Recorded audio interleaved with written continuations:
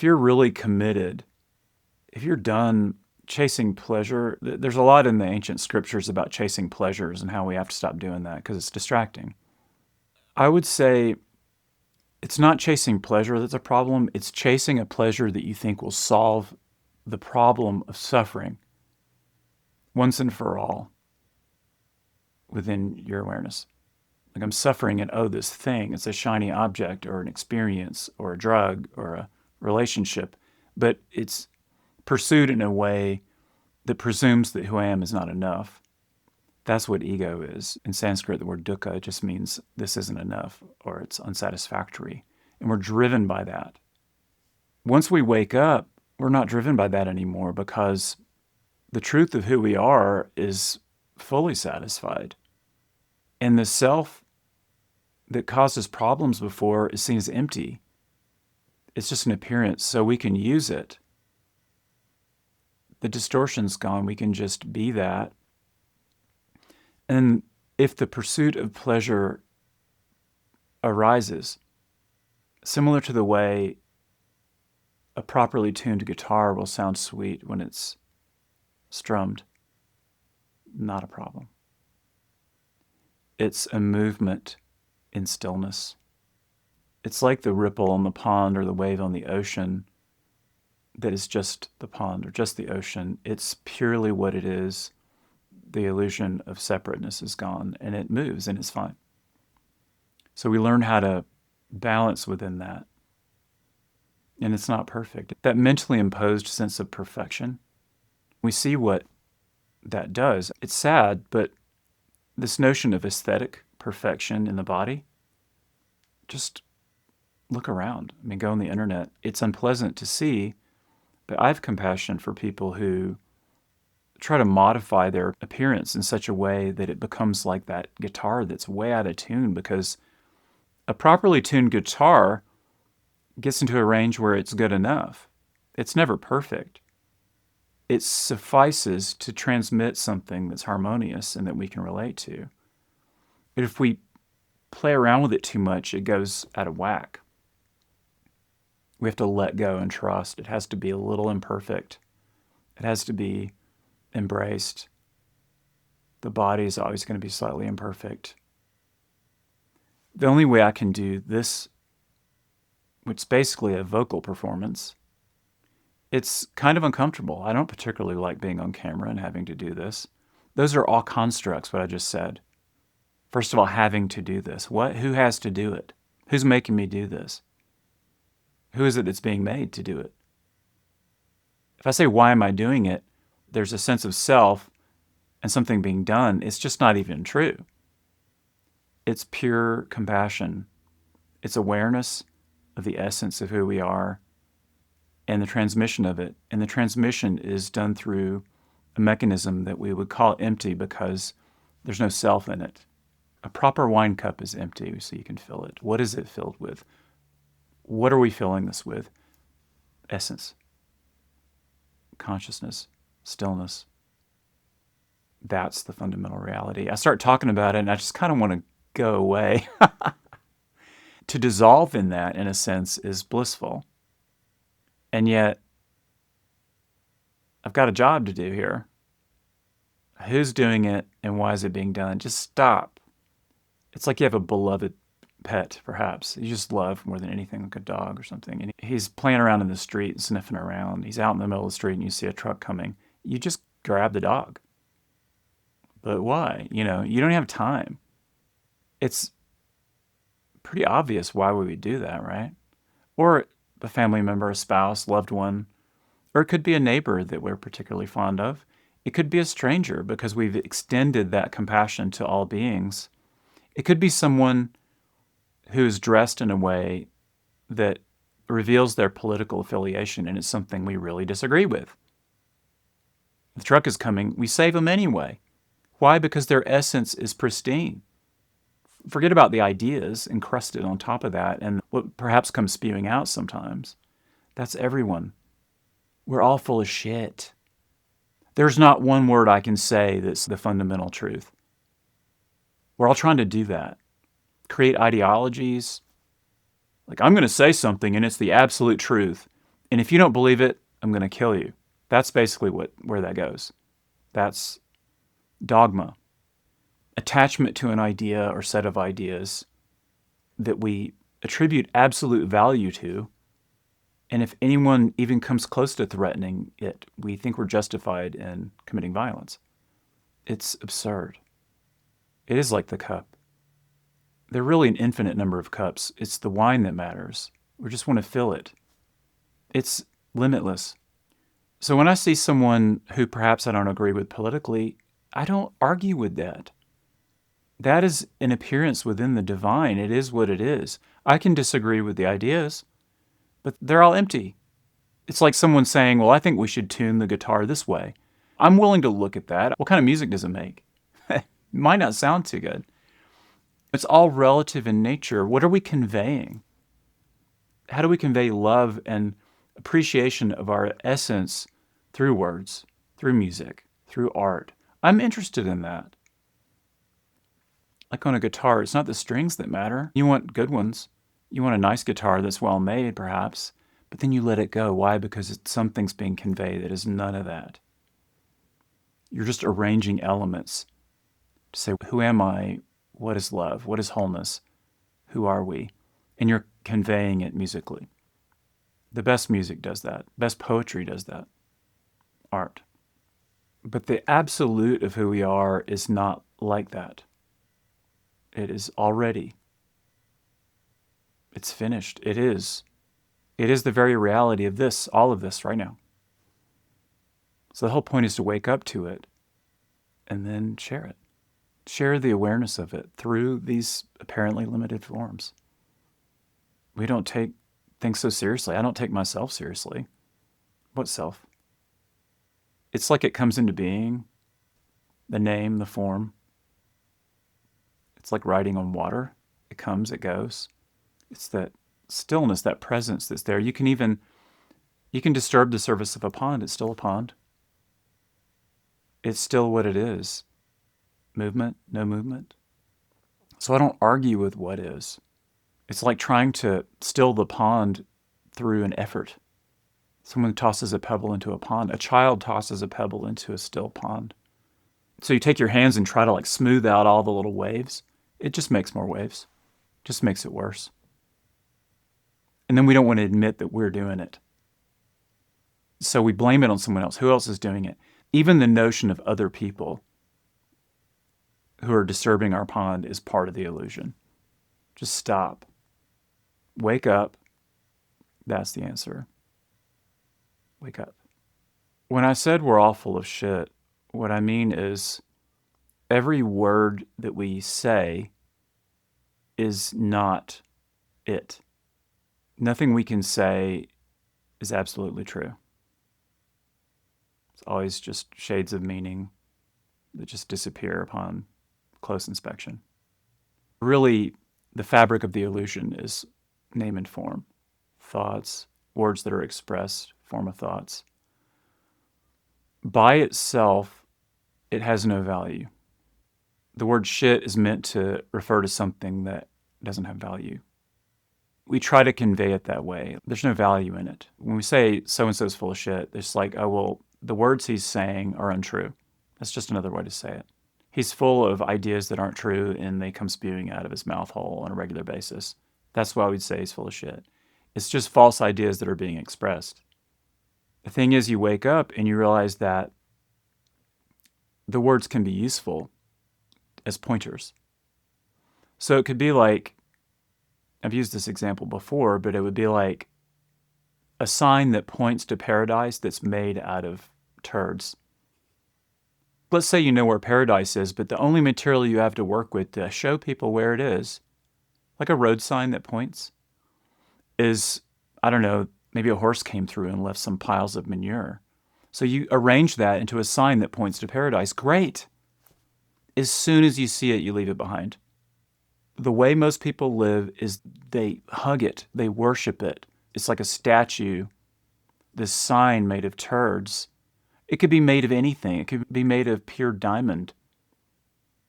And it's worthless because you're not using it. See, of itself, it's nothing. Jesus said that, of my own self I am nothing. The Father within me doeth the works. The truth of who I am is what this is all about. Jesus himself said, I of my own self am nothing. Think about it. Jesus. He's saying, I of my own self am nothing. Something to think about. So you allow yourself to be that pointer, and the words you use are part of what you use to point. And when I say we're all full of shit, it means that we just have words to use. It's just some of us know how to sculpt those words into signs that point to paradise. Paradise being an idea, but you get the idea. Liberation, happiness. Some words can point to that freedom. Others just point back to self. I, me, mine, and it gets hoarded because it's not used. Like you're hoarding all the signs, but you don't know where they go. You're just like collecting them, worshiping the form without using anything as a pointer. It's a clinging to form, clinging to the words as if they were the sacred value. I mean, that's religion. That's the Inquisition. My words are better than yours, and they're from this text or whatever, and just kill everyone. It's absurd. It really is. So if I say we're all full of shit, the question may come up, well, wait, if you're an awakened individual, I mean, are you still full of shit? First of all, who am I and what is it? If I use words, they're empty. I realize they're empty. They're being used. They're gone as soon as I say them. I don't care. I care about beings, but the words aren't important. I don't care about the forms. They're just constantly letting go, constantly allowed and surrendered. They're like signs that point to this moment, and it's always happening. Always. I'm like, what? Where are they? You know, it's always like, it's not here. It's always somewhere else. And that's what the mind thinks. Ego is based on this idea that it's not here. So if I say things like I'm saying now, yeah, I'm full of shit in a certain sense. It's just I'm molding the poop forms into arrows that point right to freedom. Forget about what I'm saying. Just notice toward what are the words pointing. In Zen, they talk about a finger pointing at the moon. It's not about the finger, it's about the moon. Like, don't get hung up on the finger and worship it. That's kind of what it's like. That's what we do. You become aware of this effulgent truth. I mean, the light of the moon is powerful if you just look at it.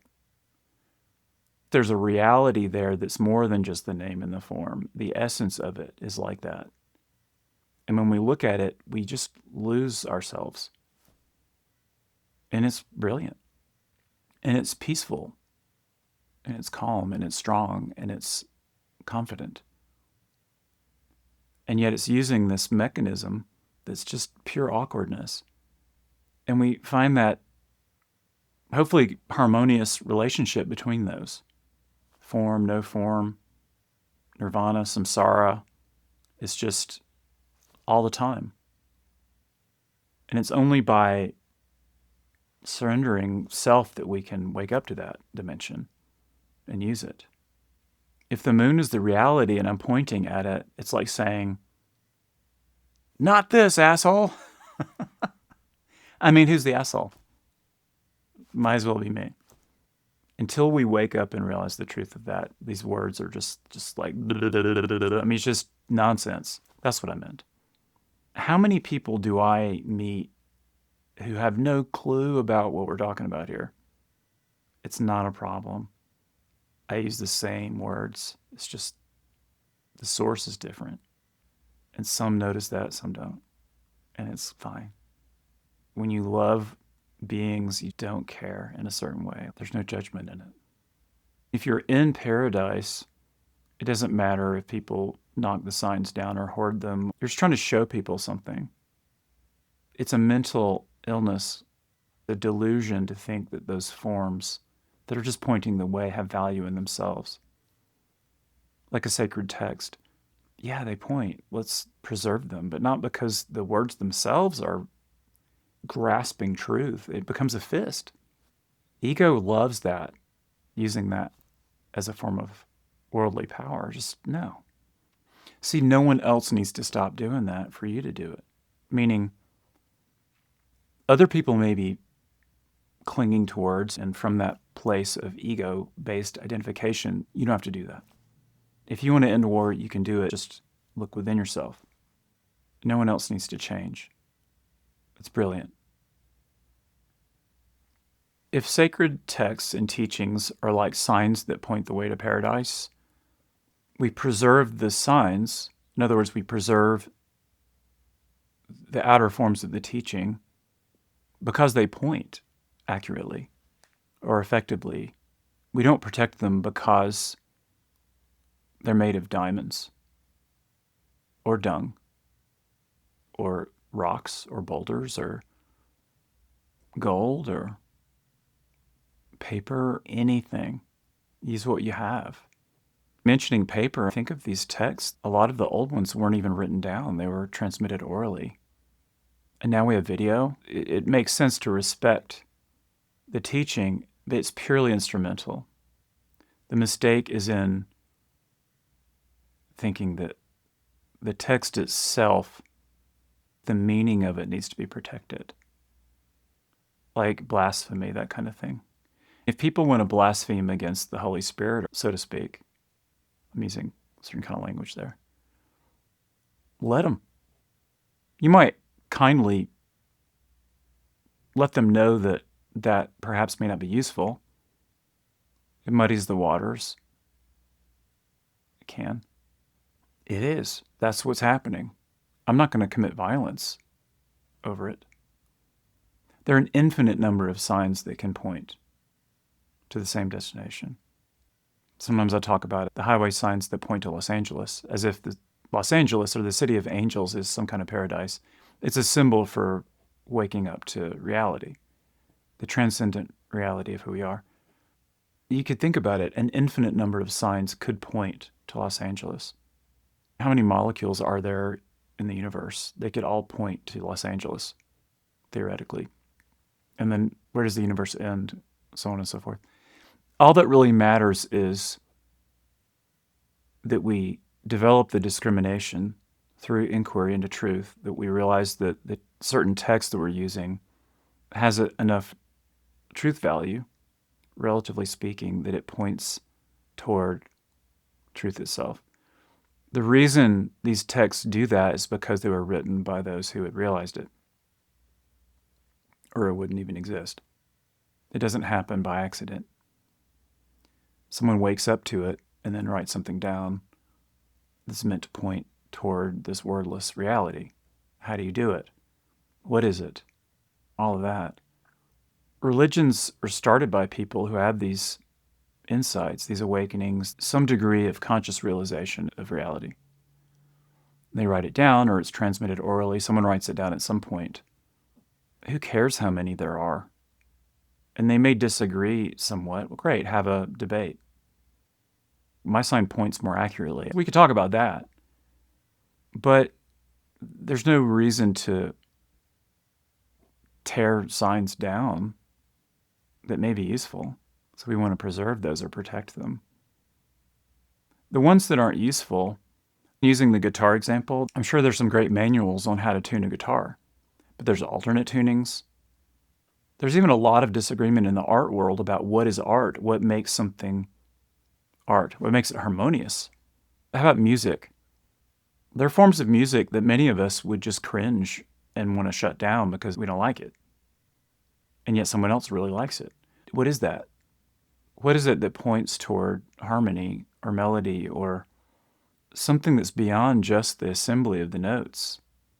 I remember hearing, if I recall correctly, Kurt Cobain used to like to allow his guitar to be out of tune because he felt there was a raw authenticity to playing a guitar that wasn't quite right. As a way of saying, look, it's never quite right. Let's just embrace that. Not everyone likes that. It's kind of abrasive, kind of a little off, but done on purpose. and it's meant to show us something, I'm fine with that. There are kinds of music that I hear people listening to I'm not really into. That's fine. There's no peaceful reason to commit violence. That's a profound meditation of what is violence. What if you're protecting your family? What if it's self-defense? What's the role of the state in crime and punishment, stuff like that? I don't want to get into that. The good news is you don't have to figure all that out for everyone else.